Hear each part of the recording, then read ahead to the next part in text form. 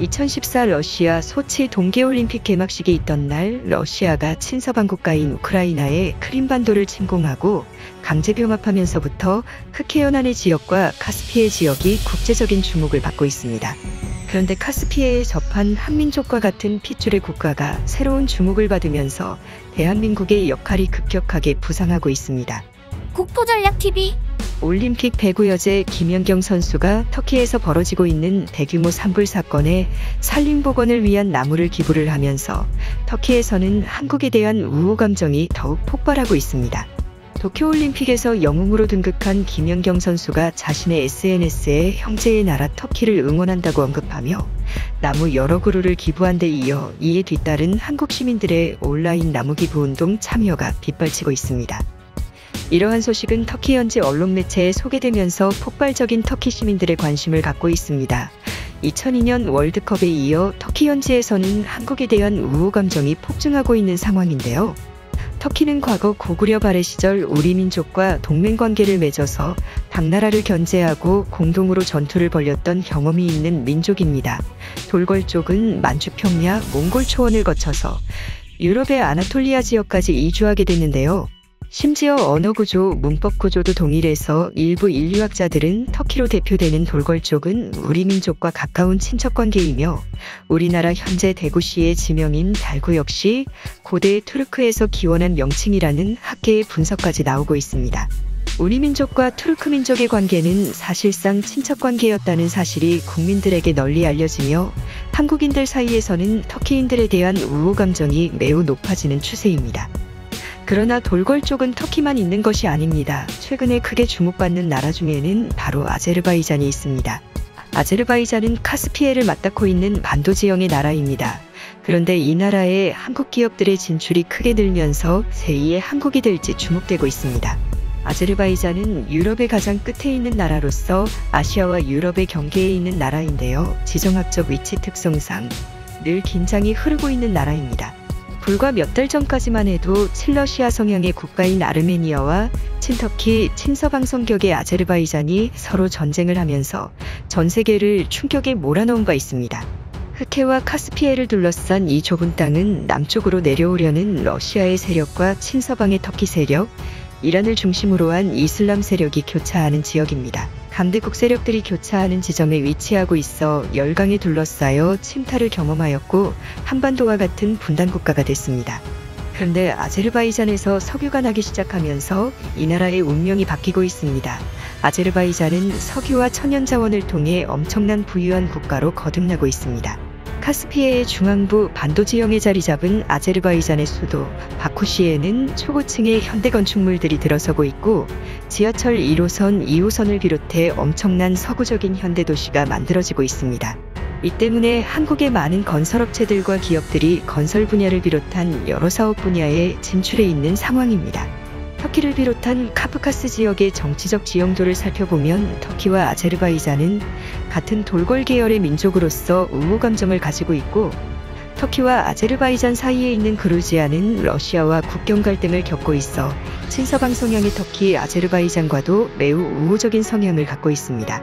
이 때문에 러시아와 친밀한 아르메니아와 친서방 국가인 아제르바이잔의 전쟁은 새로운 냉전 시대를 개막하는 조짐이 아니냐는 분석이 나옵니다.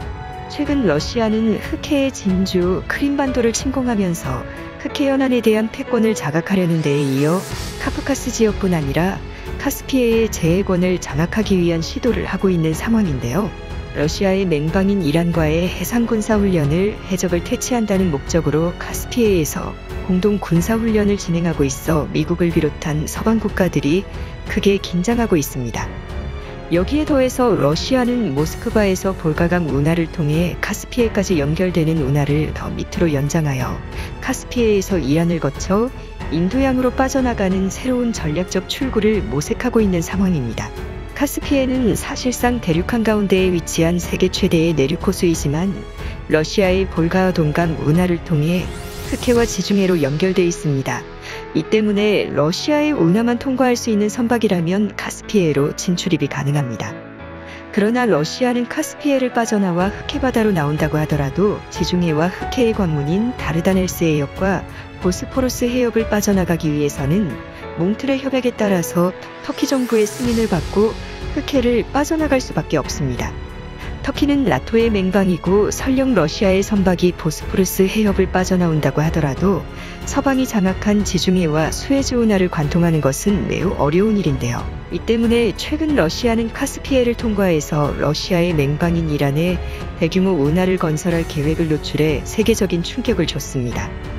이란의 카스피해와 페르시아만을 이어주는 대규모 운하가 건설되면 러시아는 서방의 눈치를 볼 필요가 없이 인도양과 여러 해상에서의 작전 수행이 가능해져서 여러 서방 국가는 이 프로젝트를 눈여겨보는 상황입니다. 이러한 프로젝트는 미국을 비롯한 서방 국가의 강력한 견제를 받고 있는데요. 미국은 이 거대한 토목 사업에 참여하는 글로벌 건설업체들에게 제재를 가하겠다고 엄포를 놓았습니다. 이 때문에 터키를 비롯한 친서방 국가들은 아제르바이잔을 비롯한 국가들의 친서방 여론을 구축하여 남하하는 러시아 세력과 러시아와 이란, 파키스탄과 같은 중동의 적성국들과의 지정학적 연결을 차단해야 하는 일종의 아젠다가 만들어지는 상황입니다. 여기에 동방의 끝에 위치한 나라인 한국이 중요한 역할을 담당해 서방 언론의 주목을 받고 있습니다. 터키 현지에는 한국의 탱크를 생산하는 기업인 한국 기업들의 유럽 진출 전략 거점이 세워진 상황으로 터키의 주력 전차인 알타이 전차의 개발 사업에 큰 역할을 하고 있는 상황입니다. 알타이 전차는 터키의 자랑이 되는 핵심 전차이지만 껍데기를 까보면 한국산 전차라고 해도 무방합니다.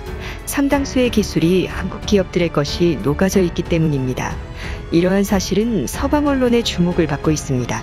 해외 언론에서는 최근 터키가 한국 기업의 기술을 받아 만든 알타이 전차를 개발하였으나 핵심 기술인 엔진과 변속기가 결합된 파워백을 개발하지 못해 큰 난관에 빠지자 또 다른 한국 기업이 깜짝 등장해 난관에 빠진 터키를 구해낸 것을 대서특필했습니다.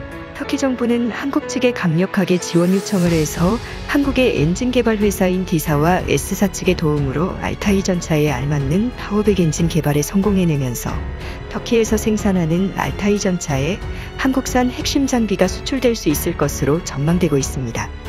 이는 미국이 아이폰을 생산해내지만 디스플레이 장치와 반도체는 한국산 제품을 장착해 생산해내는 것과 동일한 효과를 볼 것으로 전망되는데요.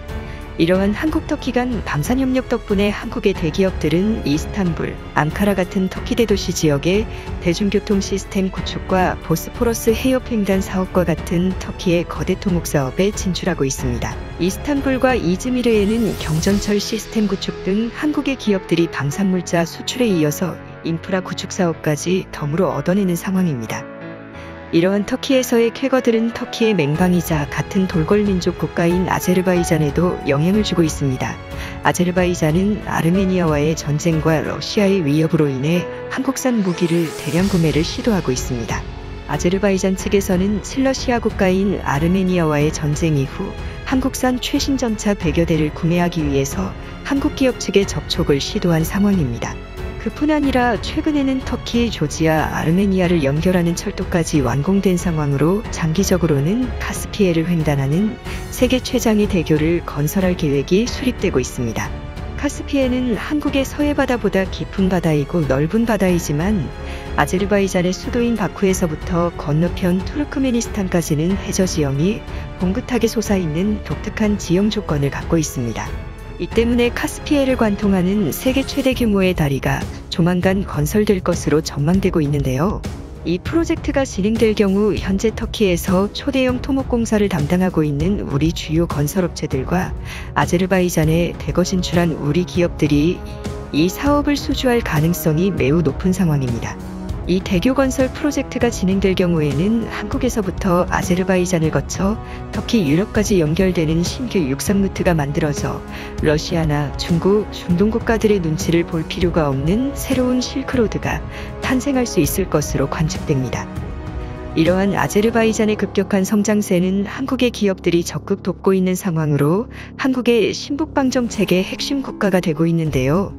이는 마치 과거 고구려와 돌궐 쪽의 연대와 동맹을 연상하게 하는 구도로서 터키, 조지아, 아제르바이잔으로 이어지는 새로운 신흥 국가들은 한국 경제의 새로운 활력이 될 것으로 전망되고 한국 방위 산업과 해외 건설업 수주를 통해 한국의 경제 발전에 큰 협력 국가가 될 것으로 관측됩니다. 안타깝게도 최근 터키는 에르도안 행정부가 들어선 이후로 100여 년 넘게 이어져 온 친서방 행보를 뒤로하고 급작스러운 친중국 친러시아 행보를 이어가면서 터키의 민주주의 후퇴와 제1세계 국가로서의 위상이 박탈될 것이 우려되고 있습니다. 이 때문에 최근 폭락한 터키 리라화로 인해서 터키에 진출한 한국 기업들의 고초도 만만치 않은 상황인데요. 반면에 같은 돌궐족 계열인 아제르바이잔은 향후 유럽연합이나 나토 동맹에 가입까지 검토되며 친서방주의 국가로서 제1세계로 편입을 앞두고 있습니다. 이러한 아제르바이잔과의 협력을 통해 한국이 더욱 국제적인 위상을 갖는 국가로서 많은 한국민들이 한민족의 먼 친척 국가들이 있는 카프카스 지역과 카스피의 일원에서 벌어지는 사건들에 대해 관심을 기울여야 한다는 지적이 나옵니다. 우와, 그 옛날 수천 년 전 고구려와 돌궐족의 연대가 오늘날에 와서 이렇게 도움이 될지는 몰랐네요. 앞으로의 미래가 정말 기대되는데요. 국토전략TV 오늘은 이것으로 마치겠습니다. 안녕히 계세요.